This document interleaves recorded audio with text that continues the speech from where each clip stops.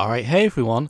Okay, so this is a bit of an unscheduled video that I wanted to do to bring you some really interesting Sonic and Sega related news that I just discovered. So I was just browsing Twitter and I actually saw something which wasn't Sonic related, it was actually Sega related, and it caught my attention. There was a tweet by, I think it was Sega Bits, and they had done a news story about an unknown Crazy Taxi game that would been pitched to Sega, and at some point during the development process, Sega had declined to go ahead with the project. And this video that they had used basically showed like a behind-the-scenes tour of the actual game. It was almost like a miniature making of slash pitch to actual Sega itself. And it shows some very, very early concept gameplay, as well as lots of concept art of the main characters. It's a really interesting look, so definitely check out Sega Bits' article about it, as well as the actual video itself. So the actual video is hosted on a YouTube channel called Past to Present Online, and I'm definitely going to link to them because some of the stuff they have on their YouTube channel is absolutely amazing, and you definitely want to check it out after this video. They basically go around trying to archive as many old, cancelled games that were either cancelled at the last moment, pitches which didn't really go anywhere, really, really rare bits of video game footage that normally we don't see. And they have tons of stuff on there. They've even got some really interesting videos about the Sonic Extreme skateboarding game. So I think you'll definitely find something on there that you like.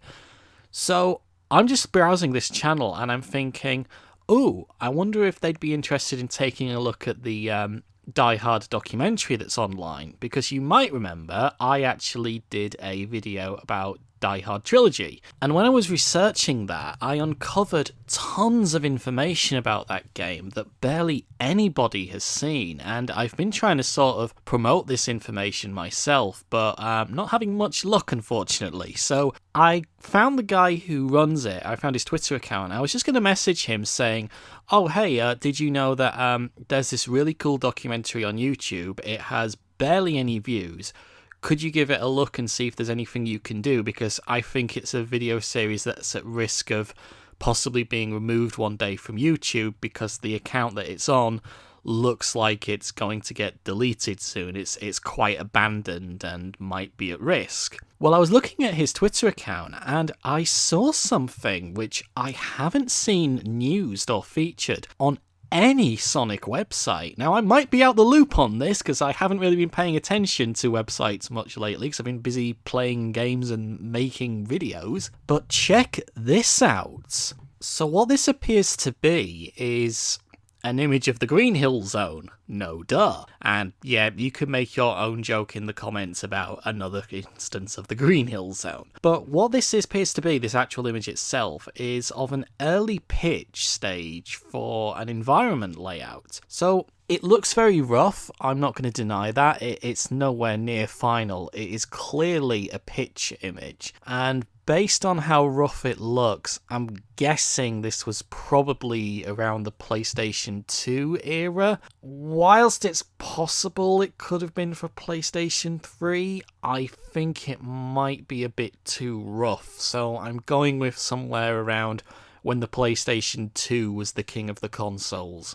That's my bet anyway. But according to Andrew Bowman, the person that runs the YouTube channel that I was looking at, he had this to say along with the actual image itself. He basically said, I should do a video on some of Climax's Sonic the Hedgehog pitches sometime. Now, based on that, I'm guessing this must mean that a game company named Climax has actually done a few pitches for Sonic the Hedgehog games. So I decided to look into this myself because I wasn't really familiar with who Climax were. So I found their website. They are still around and they are still making stuff to this date. And they've actually made one or two titles that you might have heard of. For example, they were actually responsible for the Silent Hill Shattered Memories video game. And from what I remember and from what I know about that game's become quite a cult classic. It's a pretty decent Silent Hill spin-off game, and it's a game that I actually really want to play myself at some point. Last time I checked, it was actually quite expensive because it was such a cult classic now. Anyway, they've also made an Adventure Time game as well as an Assassin's Creed spin-off title. It seems that most of their work normally involves taking other people's licenses and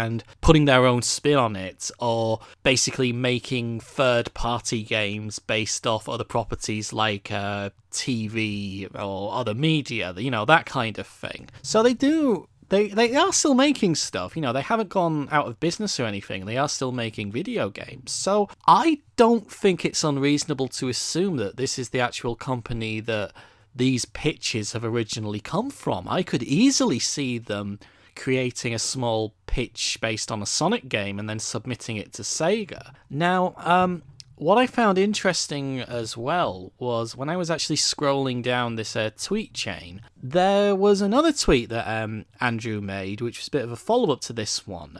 He basically goes on to say, "I'll need to see if I can find more. Clearly they did some basic 3D concept work, but I only have a handful of images. With a poor Sonic model.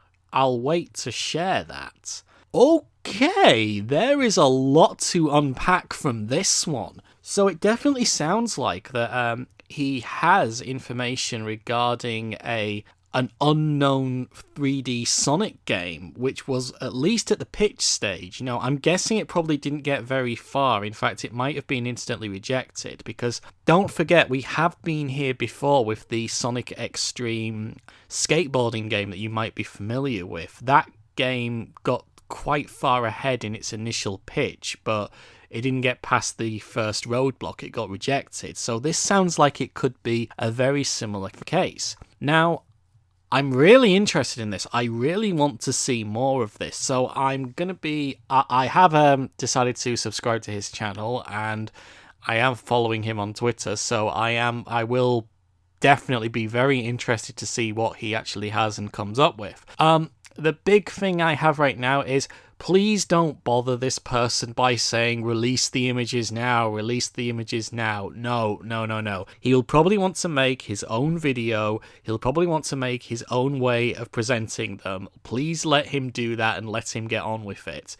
He only tweeted this stuff yesterday, in fact, based on what I'm looking at here. So yeah, give him chance to get all the information together and present it in a way which makes it cool and entertaining for us to look at, as well as interesting. Because I, for one, really want to see this. I'm really curious to see what they came up with, because we've seen some prototype Sonic games in the past and some pitches, and some of these pitches are just a single piece of artwork and that's it, there's nothing else. But this could be very interesting. It could be a very significant piece of history here that we're seeing gradually unfolded. So I definitely want to see this one when he eventually reveals all of it. So, what do you think, guys? What do you think? Are you quite interested to see this? I really want to see it. Like I said, it won't be amazing. Like, you've got to remember, this is a very early concept pitch. It's just to get, and normally these concept pitches also are accompanied with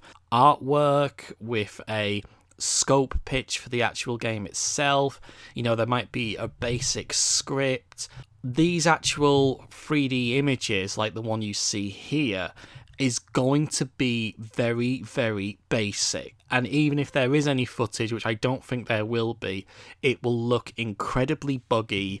And basically, when you look at it, if you're not unfamiliar with actual concept game development work, you'll look at it and think, my god, I'm glad they didn't go ahead with that. So bear that in mind when he does eventually release this stuff. It's not going to look great. It's more of a brief window into what could be. So I'm definitely going to be keeping an eye on this, and I hope that it'll be revealed and it'll be something really awesome and cool to look at. In the meantime, guys, I really encourage you to check out Andrew Boreman's Twitter account and his YouTube channel. I have linked to both in the video description. Please give them a look. He's got some incredible stuff on his Twitter account and on his YouTube account as well. And I highly recommend you watch some of the stuff that he's got on there, including the stuff which you might not necessarily have an interest in, because it is some fascinating stuff. And this is an issue which I think I might talk a bit more about, because as I mentioned in my last video on the Sonic Adventure competition, I'm getting a bit concerned that we're running the risk of losing quite a lot of really cool information and history. Okay guys, I think that's all I can say on this. Please check out this guy's channel and this guy's content. It's some really awesome stuff, and hopefully we'll see this information soon and be blown away by something cool and awesome. Okay guys, thanks very much for watching and listening, and I'll see you again next time. Goodbye.